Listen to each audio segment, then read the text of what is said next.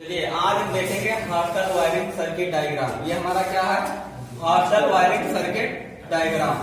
ठीक, इसके बारे में समझेंगे कि ये हमारा जो हॉस्टल वायरिंग है किस तरीके से वर्क करता है। ठीक, देखें ये हमारा जो पहला स्विच लगा है ये हमारा वन वे स्विच है। इसको किसके नाम से जानते हैं? SPST यानी सिंगल पोल सिंगल थ्रो। यानी कि जो वन वे स्विच होता है उसको एक डायरेक्शन में ऑन और ऊपर की तरफ क्या करते हैं? ऑफ कर सकते हैं। ठीक, इसको केवल जब नीचे ऑन करते हैं तो क्या होता है? ऑन हो जाता है, लेकिन ऊपर की डायरेक्शन में क्या होता है? ऑफ हो जाता है। और ये हमारा जो SPDT1, SPDT2, SPDT3 स्विच लगा हुआ है ये हमारा कौन सा स्विच है? टू वे स्विच है।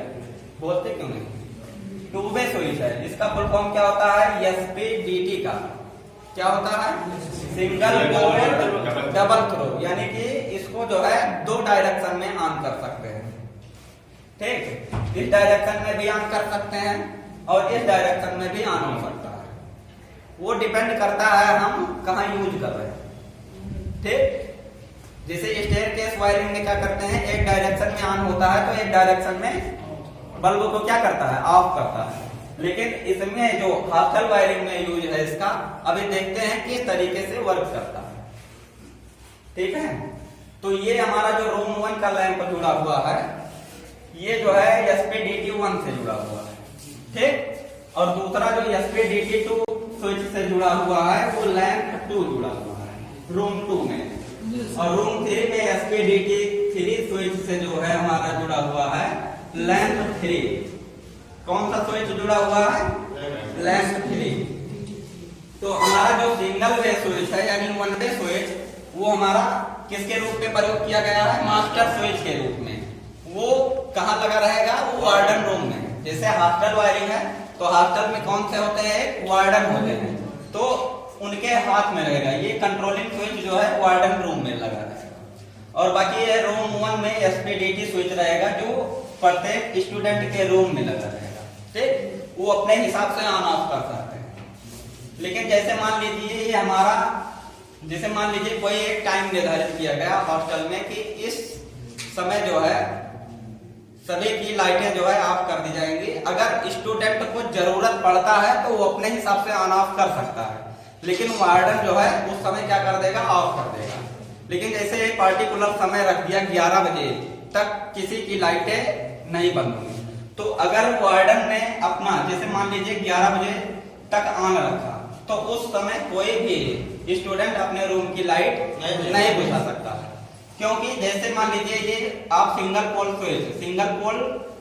थ्रो स्विच जब आप ऑन रखेंगे तो आपका जो यहाँ फेज वायर होगा इसमें फेज जो है आपका इसमें भी आएगा नीचे वाले पॉइंट में, और टू वे स्विच के ऊपर वाले पॉइंट में जो है यहाँ भी लाइट आएगा।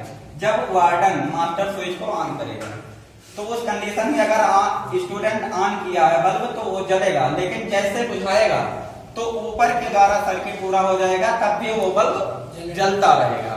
ठीक, जैसे मान लीजिए 11 बजे के बाद हॉस्टल वार्डन ने ये स्विच को क्या कर दिया? ऑफ कर दिया, तो ऊपर की सप्लाई ऊपर टू वे स्विच के ऊपर वाले पॉइंट में सप्लाई क्या हो जाएगा? बंद हो जाएगा। उस कंडीशन में फिर जो है क्या करेगा कि रूम का स्टूडेंट जो होगा वो जो है जब बल्ब को ऑफ करना चाहेगा तो उस कंडीशन में क्या हो जाएगा? बल्ब जो है ऑफ हो जाएगा। ठीक है, अगर ऑन करना चाहेगा तो वो ऑन भी कर सकता है। ऐसा नहीं है कि वार्डन ने ऑफ कर दिया है तो वो बल्ब ऑफ हो जाएगा, ऐसा नहीं है।